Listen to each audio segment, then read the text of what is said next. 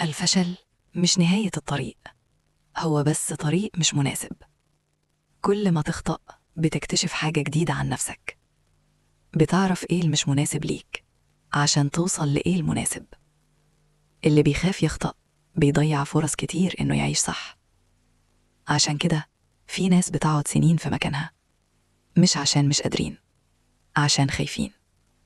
الخوف مش جبن، الخوف أحيانا يكون غريزة، إنما الاستسلام للخوف ده اللي بيعطل. عيش، جرب، اخطأ وقوم تاني. ما تخليش الغلطة هي آخر محطاتك، خليها بداية الطريق. أقوى الناس مش اللي ما بتغلطش، أقوى الناس اللي بتقع وتقوم وتقول عادي، دي كانت تجربة. مش مهم قد إيه وقعت، مهم قد إيه قدرت تكمل. لأن اللي بيقف مش هيكمل، واللي بيكمل هو اللي هيوصل. عيش يومك زي ما تكون بتبني، حجر حجر. حتى لو وقع منك حجر كمل.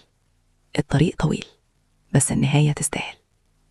صدقني، البدايات الصغيرة هي اللي بتعمل التغيير الكبير. بس انت ابدأ. أشوفكم في الفيديو الجاي.